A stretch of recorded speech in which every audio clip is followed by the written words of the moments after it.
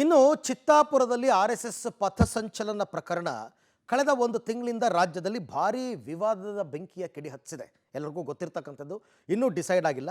ಈಗ ಹೈಕೋರ್ಟ್ ಸೂಚನೆಯ ಮೇರೆಗೆ ಬೆಂಗಳೂರಿನಲ್ಲಿ ಇವತ್ತು ಮತ್ತೊಮ್ಮೆ ಶಾಂತಿ ಸಭೆ ನಡೆಯುತ್ತೆ.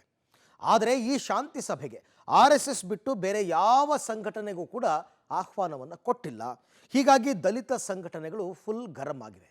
ಯಾಕೆ ಸಂಘಟನೆಗಳಿಗೆ ಆಹ್ವಾನ ಕೊಟ್ಟಿಲ್ಲ ನೋಡೋಣ ಬನ್ನಿ. ಚಿತ್ತಾಪುರ ಆರ್ಎಸ್ಎಸ್ ಪಥ ಸಂಚಲನ ವಿವಾದ.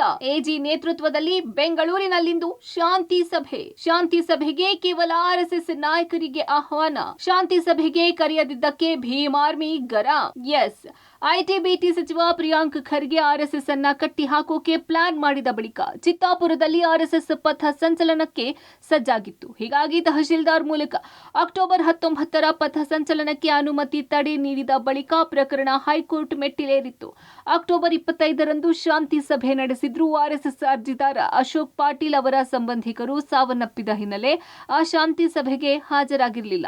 ಬಳಿಕ ಅಕ್ಟೋಬರ್ 30ರಂದು ವಿಚಾರಣೆ ನಡೆಸಿದ ಹೈಕೋರ್ಟ್ ನ್ಯಾಯಮೂರ್ತಿಗಳು ನವೆಂಬರ್ 5ಕ್ಕೆ ಎಜಿ ನೇತೃತ್ವದಲ್ಲಿ ಬೆಂಗಳೂರಿನಲ್ಲಿ ಶಾಂತಿ ಸಭೆ ನಡೆಸಿ ಸಮಸ್ಯೆ ಬಗೆಹರಿಸುವಂತೆ ಸೂಚನೆ ನೀಡಿತ್ತು. ಹೀಗಾಗಿ ಇಂದು ಬೆಂಗಳೂರಿನಲ್ಲಿ ಎಜಿ ಶಶಿಕಿರಣ್ ಶೆಟ್ಟಿ ಹಾಗೂ ಕಲಬುರಗಿ ಜಿಲ್ಲಾಡಳಿತದ ನೇತೃತ್ವದಲ್ಲಿ 2ನೇ ಶಾಂತಿ ಸಭೆ ನಡೆಯಲಿದೆ. ಈ ಶಾಂತಿ ಸಭೆಗೆ ಆರ್ಎಸ್ಎಸ್ ಪರವಾಗಿ ಅರ್ಜಿದಾರರಾದ ಅಶೋಕ್ ಪಾಟೀಲ್ ಸೇರಿ 5 ಆಹ್ವಾನ ಕೊಡಲಾಗಿದೆ. ಅರ್ಜಿದಾರ ಅಶೋಕ್ ಪಾಟೀಲ್, ಕೃಷ್ಣ ಜೋಶಿ, ಪ್ರಹ್ಲಾದ್ ವಿಶ್ವಕರ್ಮ ಹಾಗೂ ಆರ್ಎಸ್ಎಸ್ ಪರ ವಕೀಲ ಅರುಣ್ ಶ್ಯಾಮ್ ಮತ್ತು ವಾದಿರಾಜ್ ಕಾಡ್ಲೂರು ಅವರು ಭಾಗಿಯಾಗಲಿದ್ದಾರೆ ಎಂದು ತಿಳಿದು ಬಂದಿದೆ. ಆದರೆ ಇಂದು ಬೆಂಗಳೂರಿನಲ್ಲಿ ನಡೆಯುವ ಶಾಂತಿ ಸಭೆಯಲ್ಲಿ ಶಾಂತಿ ಭಂಗ ಉಂಟಾಗಬಹುದು ಎಂಬ ಕಾರಣದಿಂದ ಹಾಗೂ ಉಳಿದ ಸಂಘಟನೆಗಳು ನ್ಯಾಯಾಲಯಕ್ಕೆ ಅರ್ಜಿ ಸಲ್ಲಿಸದ ಹಿನ್ನೆಲೆ ಭೀಮ್ ಆರ್ಮಿ ಸೇರಿದಂತೆ ಇತರ 9 ಸಂಘಟನೆಗಳಿಗೂ ಆಹ್ವಾನ ನೀಡಲಾಗಿಲ್ಲ. ನ್ಯಾಯಾಲಯಕ್ಕೆ ಅರ್ಜಿ ಸಲ್ಲಿಸಿದ ಆರ್ಎಸ್ಎಸ್ ಮುಖಂಡರಿಗೆ ಮಾತ್ರ ಹಾಜರಾಗುವಂತೆ ತಿಳಿಸಲಾಗಿದೆ. ಸಭೆಯಲ್ಲಿ ಆರ್ಎಸ್ಎಸ್ ಮುಖಂಡರ ಮತ್ತು ವಕೀಲರ ಲಿಖಿತ ಹೇಳಿಕೆಗಳನ್ನು ಎಜಿ ಮತ್ತು ಜಿಲ್ಲಾಡಳಿತ ಪಡೆದುಕೊಳ್ಳಲಿದೆ. ಹೀಗಾಗಿ ಇದು ಭೀಮ್ ಆರ್ಮಿ ಸೇರಿ ಇತರೆ ಸಂಘಟನೆಗಳಿಗೆ ತೀವ್ರ ಆಕ್ರೋಶ ತರಿಸಿದೆ.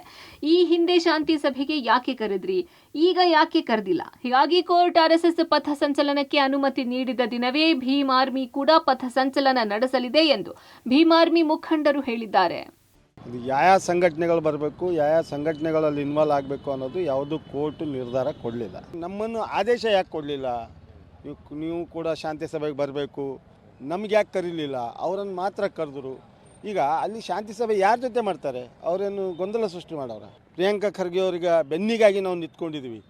ಇದನ್ನು ಶಾಂತಿ ಸಭೆ ಯಾರ ಜೊತೆಯಿಂದ ಮಾಡ್ತಾ ಇದ್ದಾರೆ, ಯಾರ ಕಡೆಯಿಂದ ಮಾಡ್ತಾ ಇದ್ದಾರೆ, ಯಾಕೆ ಮಾಡ್ತಾ ಇದ್ದಾರೆ? ಈಗ ನಮಗೂ ಕೂಡ ಕರಿಬೇಕಿತ್ತು ಹಂಗೆ ಶಾಂತಿ ಸಭೆಗೆ, ಭೀಮ್ ಆರ್ಮಿಗೂ ಕೂಡ ಯಾಕೆ ಕರೀಲಿಲ್ಲ?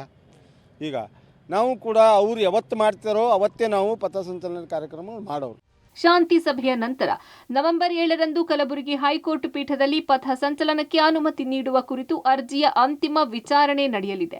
ಈ ಸಭೆಯ ವರದಿಯನ್ನು ಕೋರ್ಟ್ಗೆ ಸಲ್ಲಿಸಿದ ನಂತರ ಆರ್ಎಸ್ಎಸ್ ಪಥ ಸಂಚಲನಕ್ಕೆ ಅನುಮತಿ ಸಿಗುತ್ತಾ ಅನ್ನೋದು ಕುತೂಹಲ ಕೆರಳಿಸಿದೆ. Praveen Reddy, public TV, Kalaburagi.